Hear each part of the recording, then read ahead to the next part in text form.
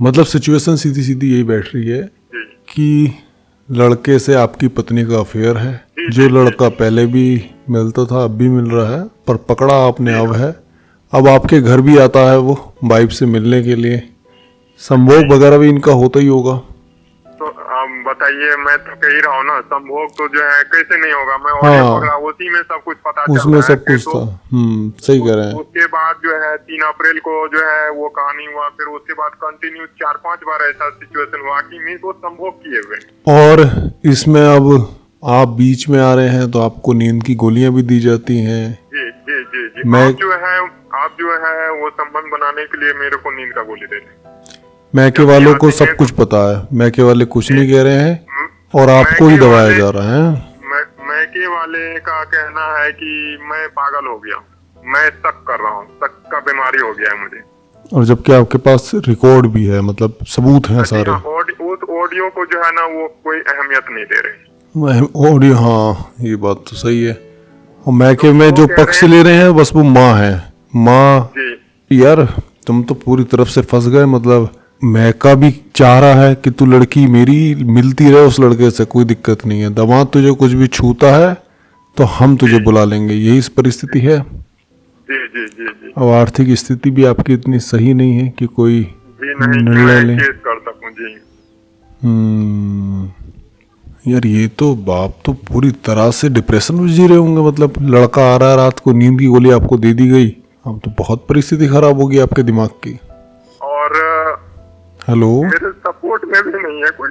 नहीं रोइए मत, आप टेंशन ना लें, मैं हूँ। मैं आपको अच्छे से गाइड करता हूँ इस विषय में, आप परेशान ना हो बिल्कुल भी, है ना।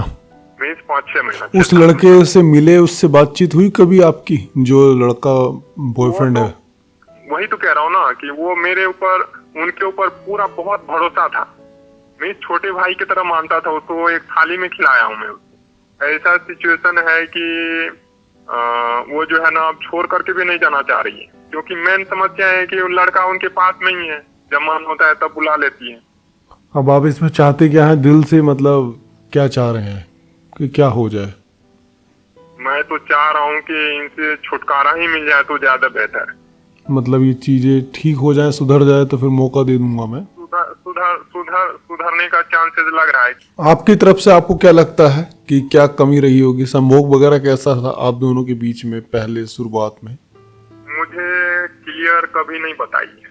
मैं बहुत कोशिश करता हूँ उनसे पूछने का कि तुम संतुष्ट होती हो कि नहीं, तो कहती है हाँ नहीं मैं ठीक हूँ, मेरे को सही लगता है, संतुष्ट हूँ। अब आपके दोनों के बीच में संबंध नहीं बनते हैं, अब उस लड़के के साथ वो बनाती हैं।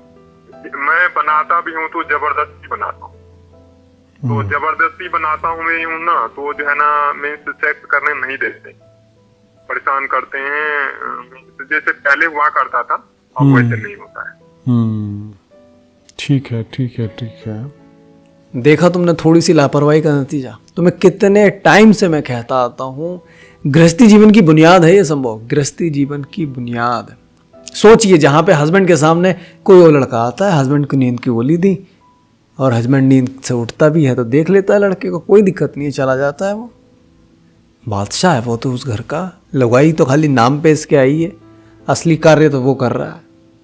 अच्छा मैका भी कुछ कहे अगर कि भैया मैके से कह दें कि भाई आपकी बेटी ये सब कर रही है, तो मैका भी उधर से कह देता दामाद जी क्या है, लड़की को मारना मत। मतलब लड़का डिप्रेशन में चला जाए ये सोच सोच के कि हमारी पत्नी ये सब कार्य कर रही है, लड़का कुछ ना कहे उसे। बड़ी गंदी दुनिया ये हो चुकी है।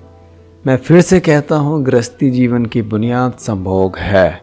मैं नाम पता ये सब नहीं बताता, पर यह समस्या थी जहाँ पे हस्बैंड रो रहा था। ये तो मैंने तुम्हें थोड़ी सी दिखाई है, जहाँ पे मैं हट गया फिर कैमरे से क्योंकि कुछ व्यक्तिगत बातें होने लग गई थी, नाम पता वगैरह बताने लग गए थे। रो रहा था वो लड़का। यहाँ पे मेन समस्या ये नहीं थी कि उस लड़के से लगाव है जो आता है नींद की गोली देकर संभोग करके जाता है किसी और की पत्नी के साथ, उससे दिल से कोई लगाव नहीं है। यहाँ लगाव है पत्नी को संभोग से। वो चाहती है मुझे चाहिए, कोई भी दे दे, क्योंकि जब बात में पता चला तो वो जिस शहर में जाती है वहाँ उसके आशिक बन जाते हैं। जिस शहर में जाती है वो कह रहा मैं इसे कहाँ लेके जाऊँ। मैंने कहा ले जाने की कहीं ज़रूरत नहीं है। अगर वो हर जगह ढूंढ रही है संभोग, इसका मतलब उसके घर में संभोग नहीं है। मेरे घर में धनिया नहीं है, तुम बाजार धनिया ही लेने जाऊंगा, उस बाजार में नहीं है तो 2-4 बाजार में और घूमूंगा, धनिया लूंगा। संभोग रखो घर के अंदर, ये बहुत जरूरी है, वरना कोई और आता है देने। सोचिए माँ बाप यहाँ पे कितने गंदे हैं कि पता है बेटी हमारा गलत काम कर रही है, उसकी जो माँ उसे सहमति दे रही है कि बेटा तुझे कुछ नहीं होगा, तू पिटना मत, तू मारना मत। दामाद ही सक्की है, दामाद ने दिखा दी कॉल रिकॉर्डिंग, दिखा दी मैसेज, दिखा दी फोटो ना, दामाद सक्की है, फिर भी ये फोन भी सक्की हो गया। या उस माँ ने भी यही काम करे होंगे तभी बेटे के समर्थन कर रही है? बताइए, क्या माँ भी ऐसी थी? इसलिए मैं कहता हूं शादी करने से पहले लव मैरिज तो काफी हद तक ठीक है आज की डेट में, पर लव मैरिज वहां ठीक है जहां आप लड़की को अच्छे से जान जाए।